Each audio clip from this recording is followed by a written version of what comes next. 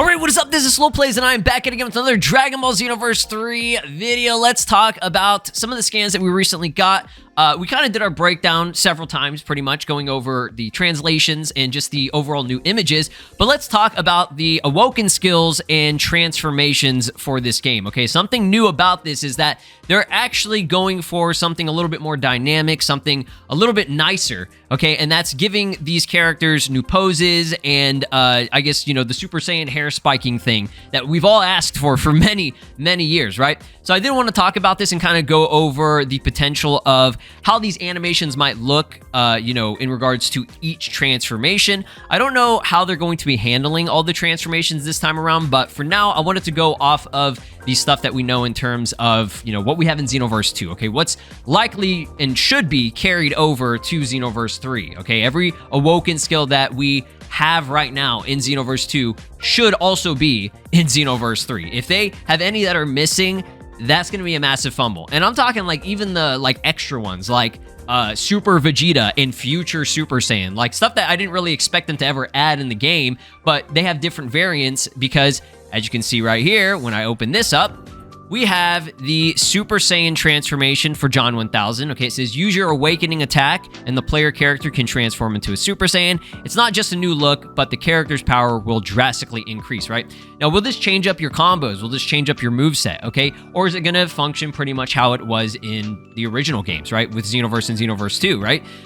Those games, you just get mainly like the power boost. There's not many changes unless it's, you know, some of the newer Awoken skills like Ultra Instinct, Beast, Super Saiyan God. They started getting a little bit creative with it. So I kind of hope it's more like that, where your combos might change up a little bit, or do things kind of like with Sparking Zero, where even like skill sets and move sets and things can be altered by a transformation, right? So as you can see right here from the animation, we do have a basic charge up, seems to have that white aura, and then boom, we got the Goku pose, right? The Goku pose is very, very significant and major, okay, because we didn't have that in the original games. It wasn't until some of the newer Awoken skills came out that we got more, you know, dynamic animations, like nicer, more effort being put into these animations, right? So I'm not saying that this is going to be some crazy animated thing, right? It's got to be quick because this is, you know, a arena fighter in a sense, right? And, you know, you're going to be playing online and everything, so we don't need these super long, drawn-out transformation sequences, right? As cool as they look, they will get old eventually whenever you see it a million times, right? They're still going to look cool, and, you know, that's why Xenoverse 2 always goes for something a bit faster than, you know, what we normally would see in the Dragon Ball universe, right? Where we have these long, drawn-out screams and animations, right? So the Goku pose is kind of what we're going to be basing all the transformations off of. Now, I have each major scene when it comes to a transformation, or at least the ones that I think will be taken into consideration when giving a special animation. And I mentioned this in my previous video that there could be more things like Super Vegeta and Future Super Saiyan where it's like specifically that character, okay? Maybe the Awoken skill will, you know, vary, right, in terms of the animation and pose that you get, depending on maybe the character that you have set as your mentor, or, you know, a specific version or variant of a transformation, right? Goku's first time Super Saiyan transformation is different from Vegeta's and Gohan and Future Trunks, right? Everybody has like their own specific, you know, iconic scene when they first go Super Saiyan, and, you know, their other forms as well. So for Kaioken, obviously you got to have the classic, you know, Goku doing Kaioken for the first time in the Saiyan saga. That one is super iconic, so that pose is kind of already in Xenoverse 2. So make it a little bit nicer looking, right? And, you know, the sequence, update it, right? Update all that stuff. We know for a fact that John 1000 from this image right here is doing the first time Super Saiyan transformation from Goku during the Namek saga or Frieza saga. I believe if they are going to be separating the transformations up, or at least when you use each transformation, because, you know, Super Saiyan 1, 2, and 3 are all together, right? I would hope that it has a different animation, because it doesn't in Xenoverse 2. Super Saiyan 1, 2, and 3 all have the same exact animation where it just zooms into the face, they kind of shake a little bit, and then boom, you just quick transformation. And that's fine, I get it. You know, it's the first, you know, iteration of these games, and they all kind of had the same animation, right? I would have hoped for Super Saiyan 3 to maybe have something a little bit better, because that was new in Xenoverse 2, but they didn't fucking do that. So As you can see right here, the iconic Super Saiyan 2 scene, okay? It's got to be taken from Gohan going Super Saiyan 2 for the first time. The red line, you know, shooting through his head, and then boom, background turns red, boom. That's what we got, right? Super Saiyan 3 Goku, you know, iconic scene, shows zoomed out. You have the aura kind of circling around the character, and then, you know, you get the pose that Goku has right here, right? That's the iconic pose. That is the pose for Super Saiyan 3, and it's used several times throughout the media of the Dragon Ball series, and like Daima, for example, right? You always see Goku posed up like that after he goes Super Saiyan 3.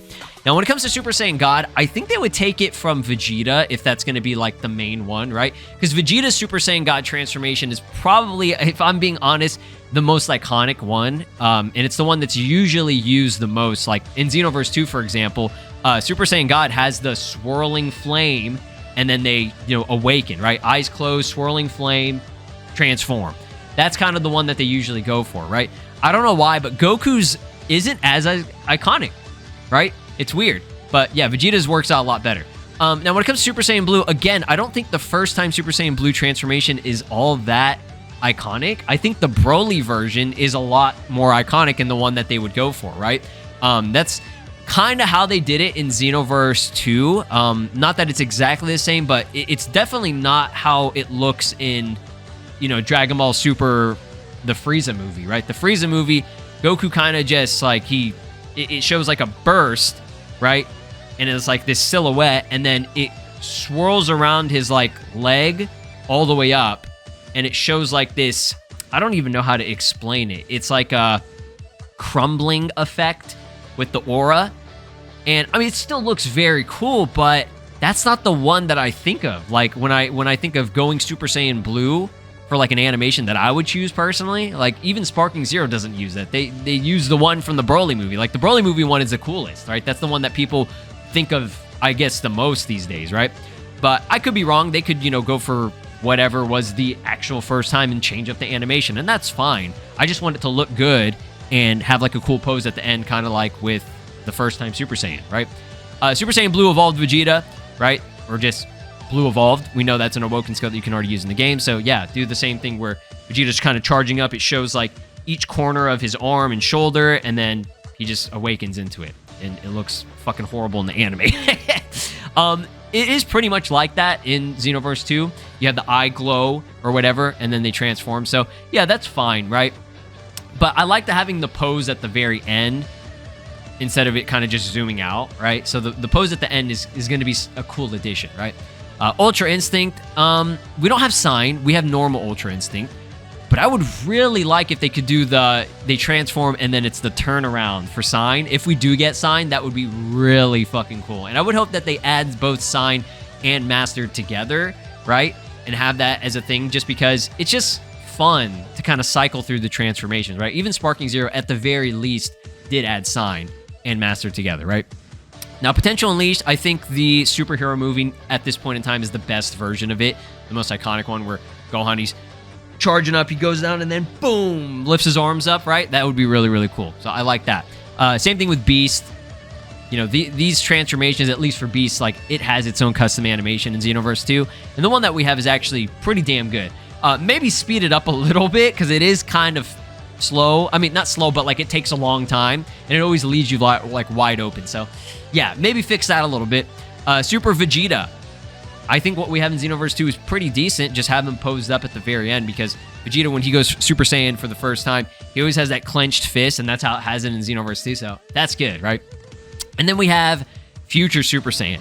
Now, again, I don't know if they're going to be doing the specific transformations like the ones like Super Vegeta and Future Super Saiyan, but yeah, I mean, they kind of already did that, right? They already have a specific pose because they don't want to repeat whatever we have for Super Saiyan 1, 2, and 3, right? So they got to make it look unique, and that's the arms out, right? Arms spread out, and they transform, right? So yeah, I think what we kind of already have is pretty decent for the most part. But y'all let me know your thoughts and opinions about how they are going to handle this. Do you think it's going to be a different animation based on your mentor, or based on just a specific choice? Like you have different selections of different versions, and maybe they all do something different, right? Like Super Vegeta or Future Super Saiyan? Or would you prefer it to be just, oh, well, I want to have a custom animation It's just aesthetic, right? It's just a cosmetic. It's just a thing that's, oh, visually that's cool, but it doesn't do anything different, right? And honestly, that would be fine with me. I mean, that's like, you know, outfits for the most part, if you don't take into consideration like QQ bangs and shit or whatever, and like the outfits, they do change up your stats, right? So I don't know, maybe they could do something like that. I don't know how complex it's going to get, but hopefully we'll get gameplay very soon and we'll kind of figure everything out. But until then, be sure to drop a like, subscribe here on the channel, ring my notification bell, and I'll see you guys next time. Peace. This is Broly, and you are watching SLOplays. Make sure to subscribe, or else I'll destroy your entire planet.